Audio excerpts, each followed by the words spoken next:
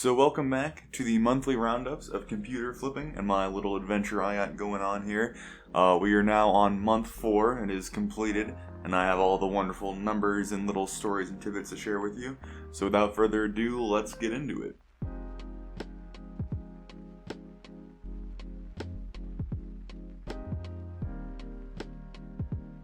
So of course, for all of you who don't particularly care about the little stories and little tips and advice and things that come later in the video, we will get directly into the numbers and where I ended up and how it's going overall. The end of last month, so that was December of 2019, we just finished up January of 2020, new year, new me, and all that wonderful stuff. We were at $3,200 in total everything. That is including the profit and pure money I made and the inventory value of what I have. And that's kind of how I measure where I'm at in the little process, basically to see how much I've turned that first initial $100 into in 3 or 4 months. At the end of the 4th month, we are now at about 4,100 total value. I think 1,800 of it is just total profit, and then the other part of that, the 2,200, is the inventory value. So that's cool. We went up again. It is not exactly as much as I would want to go up. I was aiming to do 1,000 each month, going up in increments of 1,000 or more, and I was on track for that for the first 3 months. And this is the first month where it's gone a little bit below that. It's only maybe 8 or 9, which isn't exactly the most inspiring thing, but I think it is a necessary thing. I have been talking to my friends and girlfriend and whatnot, kind of theorizing that January is probably going to be one of the hardest months to make this keep happening in the same manner, just due to the fact that the holidays are over, no one's gotten their tax return yet. January is not very well known for being a sales hungry month, so I'm bittersweet about it. I don't like using the excuse that January is just a slow month and I have to accept it. I would much rather have made that 1,000 anyway. But it's still within the realm of acceptability in my mind. It doesn't exactly give me that gun-ho attitude into the next month that the other months have provided me, but I think it is a nice balance. And again, I want to present this as realistically as possible, doing the great months and the bad months and the relatively mediocre months all in the same presentation. I don't want to misrepresent how this little adventure is going. So with that big spiel out of the way, because I don't want that to be the focus, it's just kind of how the month overall was felt. The nice thing about this month, my goal was to sell 5 computers, and we did that. It was very close. I sold my 5th computer on the last day of the month, hence why this update video is a little late. Usually I want to get it out the last day of the month, but this is the 2nd I think we're on.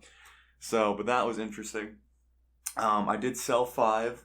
I did not sell all of them for the profit that I was aiming at, but again, fell within the acceptable category or slot. One viewer that I have, I've been getting emails occasionally from different viewers asking questions, and they're starting their own little computer flipping adventure, or whatever the hell you want to call it.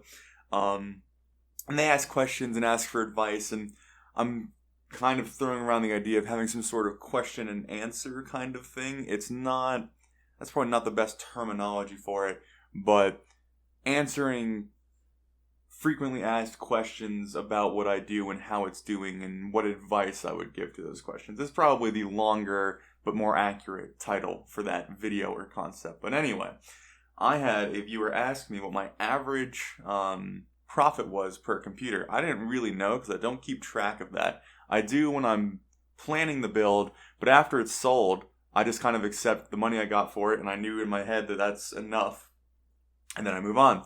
So I went back through the month, figured out exactly what the profit was for each computer, and it's $139 per computer, so you can just kind of average that out and make $140. This is with selling 2 computers at the $80 profit and then 1 computer at the $250 profit. So the average meets kind of in the middle. A better way of explaining this or making it easier to digest, don't quite know the right terminology for that one, is the lower end computers. Let's say at the end of the day when you go to sell them, despite what you've put into it, you're selling them for like $250, $300, $350, the kind of like real budget orientated builds. You're going to make less of a profit off of those purely because you're working with a smaller budget, you're working with cheaper parts. There's just not a lot of wiggle room for like getting good deals and things of that nature. So the bigger profits, like the getting, $200, $150 flip profit and the other computers. So with the higher end computers, it gives you that more wiggle room for getting better deals on parts and other miscellaneous things there, but you can expect to get bigger profits off of those rather than the $300-$400. The kind of idea or thought or hypothesis that I have kind of kicking around or that I'm testing is I want to have lower end computers kind of selling frequently and making a small profit off of them, so I have a steady flow of money going in and out.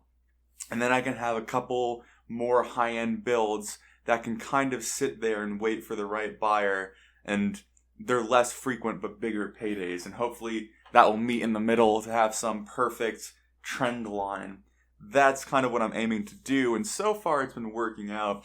Generally I'll sell, like this month in particular, I sold one $750 computer, I think it was, and then, or maybe 700, I don't quite remember, but in that range.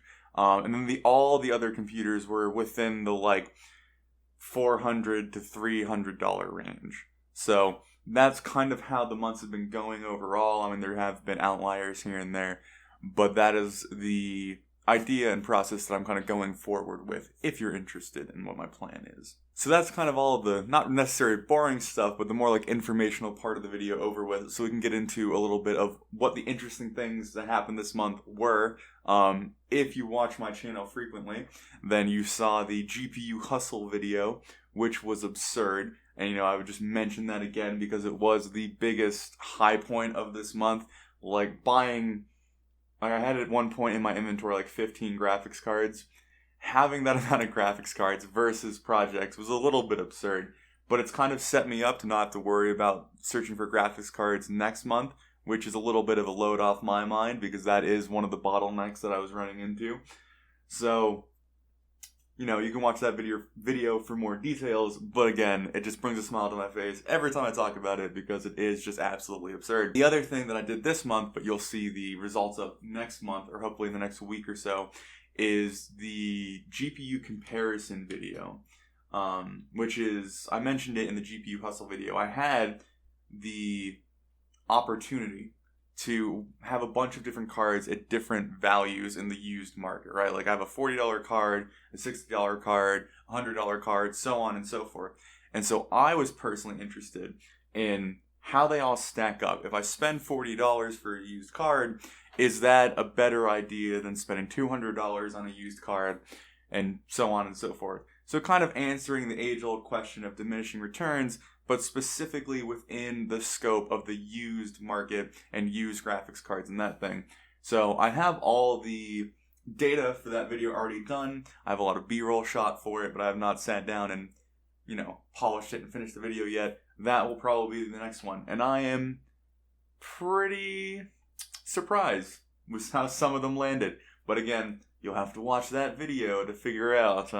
But anyway, so that is coming in the near future, and I had a lot of fun with that. I find little scientific experiments or just answering questions that I've always had and now have the opportunity to answer very interesting. So hopefully you do as well. Kind of updated the office a little bit. The bigger and bigger this gets, or the more and more invested I get, the messier my office seems to get. So my wonderful girlfriend, in her all-encompassing wisdom, kind of strong-armed me into buying some better shelving.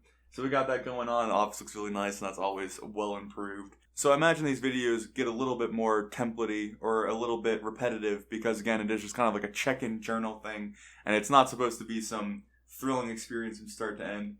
So that's really it for the month. Like, I am overall happy with how it went. I am not exhilarated, but that kind of just makes me want to work harder to get back to the exhilarated part.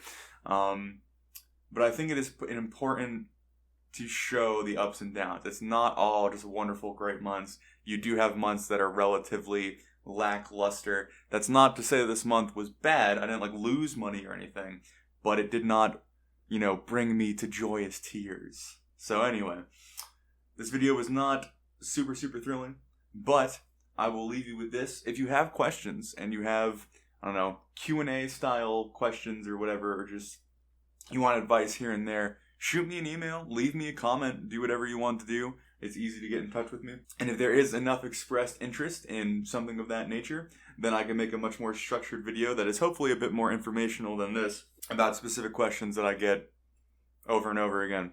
So, with that said, I hope you enjoyed the video. I hope your day is going well. Leave a like if something was interesting or you learned something. Leave a dislike if you think I am too nerdy and I ramble too much. And hit that subscribe button if you're interested in more of my nerdy adventure. But without further ado, have a good day, guys. I'll catch you later.